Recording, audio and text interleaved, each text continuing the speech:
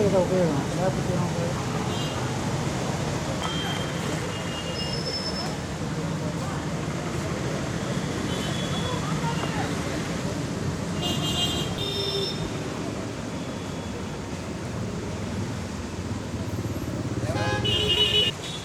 Sir sir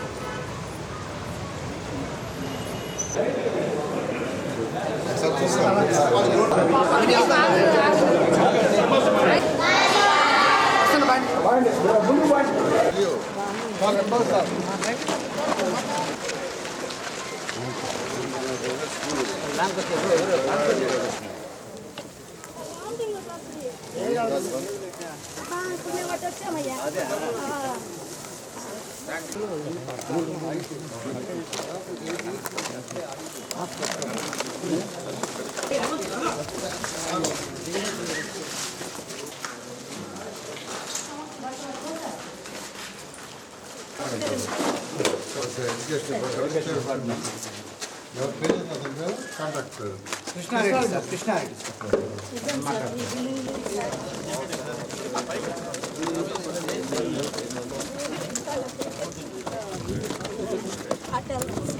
అంతా తొందరగా చేసేస్తుంది సార్.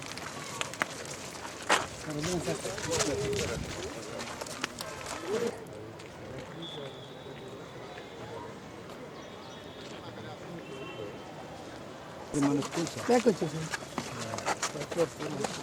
వాళ్ళే దీనికి వాడుకుంటారు అంటే ఎప్పుడైనా పిల్లలు వాడు పేమెంట్ కడుతున్నారా?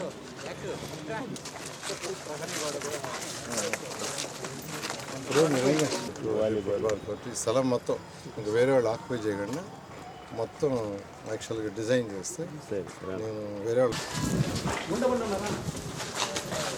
గురు అటుపక్క గురు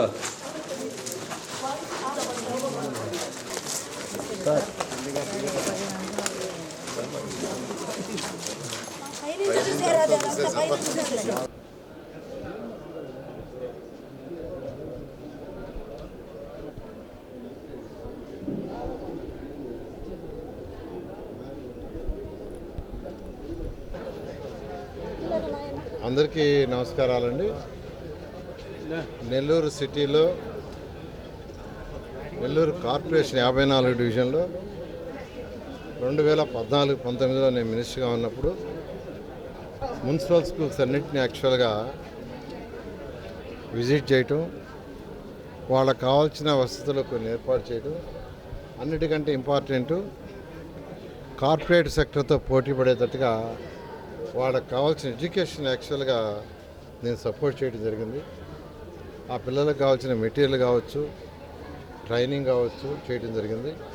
రాష్ట్రం మొత్తం 2000 మున్సిపల్ స్కూల్స్ ఉంటే 2000 మున్సిపల్ స్కూల్స్లో అదే సిస్టమ్ చేసాం.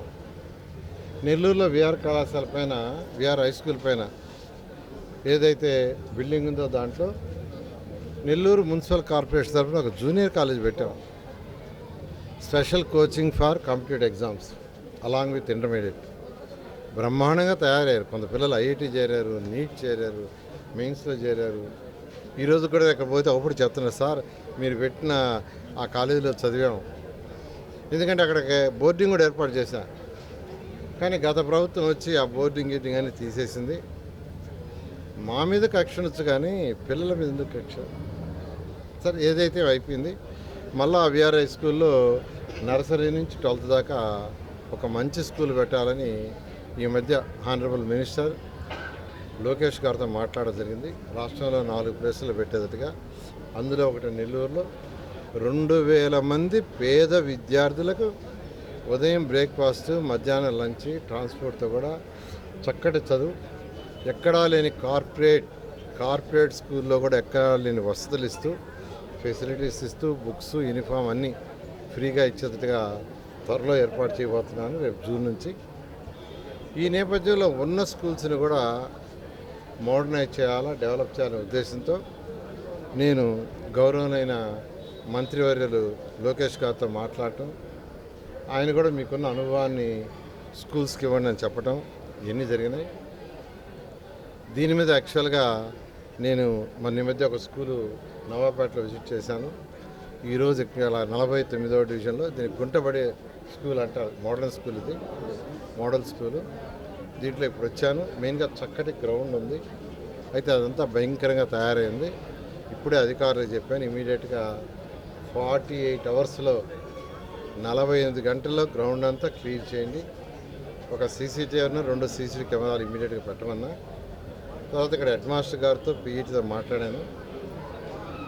దీంట్లో ప్లే గ్రౌండ్ చేయాలంటే అంటే చక్కటి ఫుట్బాల్ కోర్టు కావచ్చు, లేదా క్రికెట్ ప్రాక్టీస్ కావచ్చు, లేదా బాస్కెట్బాల్ కోర్టు కావచ్చు. పెద్ద స్థలం అవుతుంది కాబట్టి అటువంటి కోర్టులు వేయటానికి ఒక మాస్టర్ ప్లాన్ తయారు చేయండి, 1 వీక్లో నాకు సబ్మిట్ చేయండి. దాని మీద ఆ కన్సర్న్ వాళ్ళతో మాట్లాడి లేదా సిఎస్ఆర్ ఫండ్ ద్వారా యాక్చువల్గా ఏర్పాటు చేస్తాం. అయితే కొంతమంది ద్వారా నేను యాక్చువల్గా జిమ్ ఎక్విప్మెంటు, ప్లే ఎక్విప్మెంటు నెల్లూరులో ఉన్న మున్సిపల్ స్కూల్స్కి, తర్వాత పార్కులకు ఏర్పాటు చేశాను. దాదాపు 2 కోట్ల వర్తైన ఎక్విప్మెంట్ వస్తుంది. రేపు 5వ తేదీ కొన్ని ప్లే ఎక్విప్మెంట్ వస్తున్నాయి, 10వ తేదీ కొంత జిమ్ ఎక్విప్మెంట్ వస్తుంది. ఫస్ట్ వచ్చే జిమ్ ఎక్విప్మెంట్ని ఈ స్కూల్లో ఫిక్స్ చేయమని చెప్పాను. ఈ స్కూల్ ఒకటి, నవాపేట స్కూల్ ఒకటి, దాని పేరేంది బీవీఎస్ స్కూల్ విజిట్ చేశాను. ఈ రెండిట్లో ఫస్ట్ ఆ జిమ్ ఎక్విప్మెంటు ఇమీడియట్గా పెట్టమన్నాను, పిల్లలు చక్కగా జిమ్ చేసుకోవడానికి.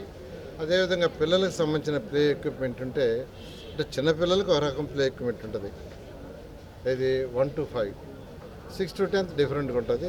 ఆ వచ్చే ఎక్విప్మెంట్ వీళ్ళకి సూటబుల్ అయితే చేయమని ఇప్పుడే యాక్చువల్ కన్సర్న్ అధికారులకి, తర్వాత హెడ్ మాస్టర్ కూడా అందరికీ చెప్పాను. ఇవన్నీ కూడా మార్చి నెలాఖరు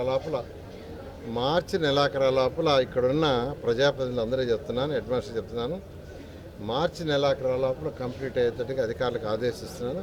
అవన్నీ కంప్లీట్ చేస్తామని మరొకసారి ఇక్కడున్న ప్రజాప్రతినిధులకి, హెడ్ మాస్టర్ గారికి, వాళ్ళ యొక్క టీచర్లు అందరూ కూడా తెలియజేస్తాను. Thank you.